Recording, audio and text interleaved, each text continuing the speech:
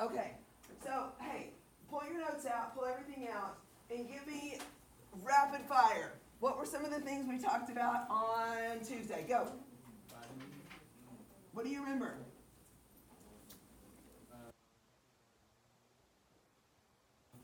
And what kind of vitamin D specifically? Vitamin D? D3. What would be best if we combine D with? Magnesium. Excellent, calcium and magnesium. Okay, what else did we talk about? God bless you, Aaron. Vitamin B6 also links to B12. Excellent. What population do we need to be sure and check in with for B12 deficiency? If you're completely vegan or vegetarian, okay? What's one of those first signals and signs if you're B12 deficient?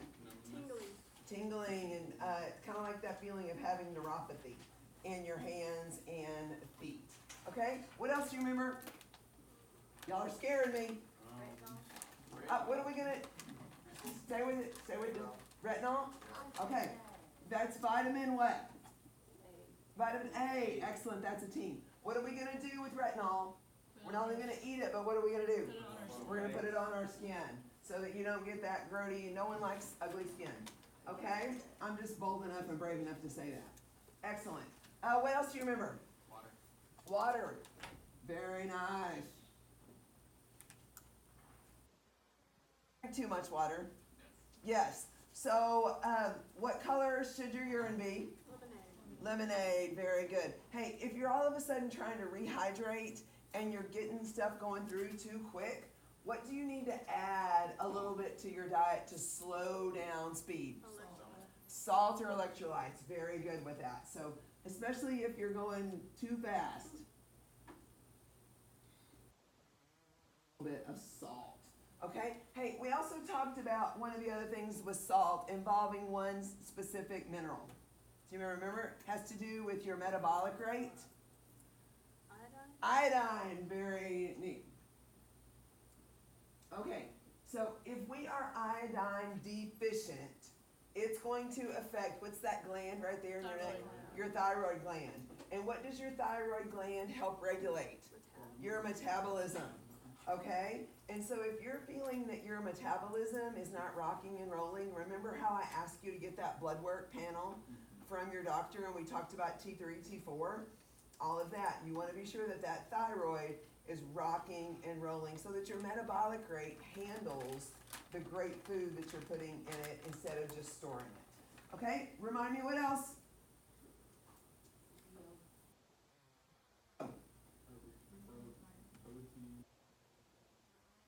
But what does it do? It helps increase red blood cells. Hey, what happens if you artificially dose with erythropoietin? You end up what? Like Lance Armstrong, but that's, in a way we would think that would be good. So if you have an increased number of red blood cells, what do you think some of those potential landfalls could be? More oxygen to your muscles. A landfall, not a wind. Oh, landfall. Thicker blood, Sid. Excellent. What are some of the things that happen when you have thicker blood? Clotting. Blood clots. What's that? Remind me. Remember what kind of, I want y'all to speak like professionals. DVT. Deep vein thrombosis. Excellent. That's what we call a blood clot in the extremities. So anyway, we could end up with a DVT. What else? Stroke. Stroke. Heart attack. God bless you. Hey, the scientific name for a heart attack is a myocardial infarction. Okay, that way you know all these cool scientific terms. You guys, stroke, as y'all know about my sweet mother-in-law, and all that's been going on with her. It's a scary thing. It really is, because depending on where it actually happens in the brain, it can affect so many different things.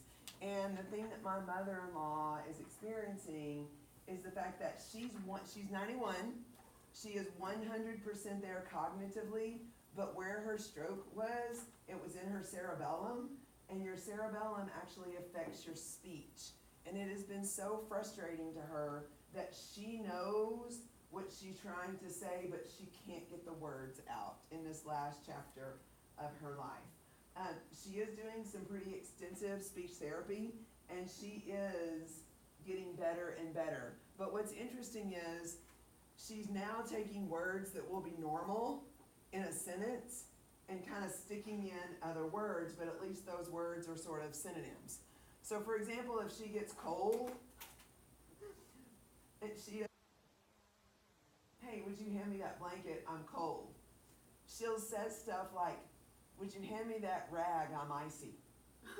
And I mean, but at least it's become synonymous, and she's able to capture those words, which proves that your brain is so amazing as long as, and of course, I'm the freak that has her for sure taking extra omega-3s because I'm trying to help that brain repair, sneaking that fat in.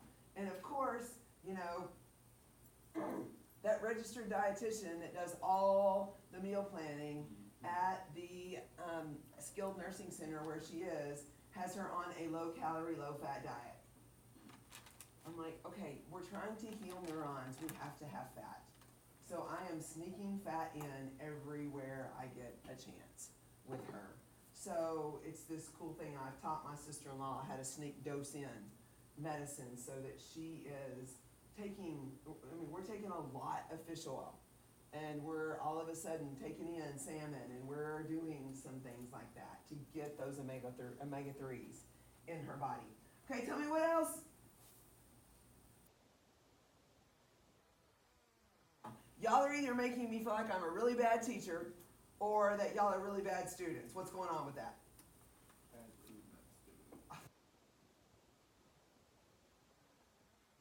I mean, we talked about a million things on Tuesday. We played rapid fire. Rapid fire information. Sarah and Lane weren't here, so they don't know. Altitude helps with red blood. Excellent. So your body will make natural EPO when you go to altitude. It's a beautiful thing. That's why we have our Olympic training centers at altitude, without a doubt. Hey, what's one of our main minerals that has to do with red blood cell formation? Starts with an I. It's a 4-letter word. Iron, very good. What population typically ends up being a little bit more iron deficient? Females. So, here's the thing. We talked about if you're a female. Talk about, what's the other thing that we mentioned about iron deficiency?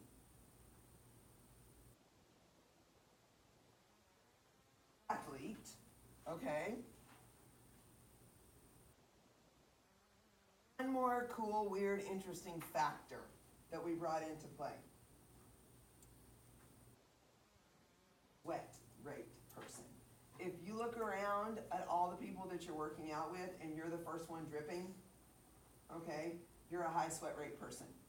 I am a high sweat rate person. I don't just glow, I drip. And if you are a dripper and you are female and you are still menstruating, supplementing with some iron may be a good thing, especially if you're not someone that consumes a lot of red meat. And we're going to talk about red meat in a minute with its function with creatine, when we talk about the good, the bad, and the ugly about creatine today. So, everybody good to go? A little quick refresher as we move forward. Hey, we talked about vascularization. What's the process of vascularization? Veins and arteries will do what? In a way to get oxygen to those working muscles. It's a beautiful thing that goes on. Okay, so let's jump over. We talked about vitamin D. Hey, what do you remember about collagen? What did I give you to think about in your body like collagen? The honeycomb. You remember talking about that? It's that structural network of all of our connective tissue. So if a bee didn't have that honeycomb, okay, where would the honey be? Pun intended. If it didn't have that structural network of things. So we need to be feeding our collagen without a doubt. Okay, So let's jump in and let's rock and talk about some things on page, hey, one thing that we didn't get to mention on Tuesday, hey, what do y'all know about fluoride? It's in toothpaste. It's in toothpaste. Okay, here's what, not only is it in toothpaste, what have many cities done? They put it in the water because we were realizing the importance of fluoride in the prevention of tooth decay. So that's one of those things that we have to be sure that we are taking care of. So be sure that you're using a toothpaste that has really, really, really good fluoride in it because you need it. Okay, jumping in, page 257. All right, and this is when we start to talk about this thing called metabolites. When I say metabolites, there's a hidden word in there about something that it would affect. What would a metabolite affect? Your metabolism. Now, most of the time, do we take things to increase our metabolism or decrease our metabolism? Increase. Typically increase. But again, we always want to be sure that we are going back, that we are ensuring that we're getting enough iodine, balancing T3 and balancing T4 so that our thyroid gland does its thing. But sometimes our metabolism just needs a kickstart. So here's what we're going to talk about is some of these. Some metabolites are what we call botanicals. Botanicals are actually derived from plants. And here's what we have to understand. This industry is incredibly under-regulated. You guys, you can buy empty gel caps, yes or no? Okay? You guys, I could go into my backyard and I could gather some rosemary from my giant rosemary bush that I've had forever. I could pick it, I could pulverize it, I could pack it in these capsules, okay? I could stick the Amy Fit Chick label on it that this product would change your life. It would speed up your metabolic rate. It would solve acne. It would solve every single problem. And because I could sell it for $49.99 a bottle, and because people trust me, they would buy it. That's how under-regulated the botanical industry is. That's why we have to be so careful about what we have going on in our bodies. And it talks about that in the right-hand column of page 259, where it says where it comes to the safety, you guys, it's up to the independent researchers. You guys, pay attention to that. Always go back to the fact that I want you to eat what? Eat real food. Now, is there anything wrong with cooking some amazing pork and actually putting some rosemary on it? No. Does it taste delicious? Yes. Can it actually have some cool botanical effects on your body? Absolutely. So that's why I tell people, cook with a different variety of herbs and spices, because those herbs and spices really do have some cool components with them. Okay, let's talk about this thing called blood buffers. Now, I'm on page 260. Now, do you believe that we in this industry have done some really smart things? Have we done some really stupid things? Yes. Yes or no? Yes. Yes. Do we have a way of thinking that if this much is great, then this much is epic? Yes or no? Yes. Sometimes that makes us, what kind of people are we? But sometimes when we do stuff like that, what are we? Dumb. Okay, so here's what we have to realize. Can I use a smartboard eraser on a real board? Sure. No. Let's find out. No, it's not.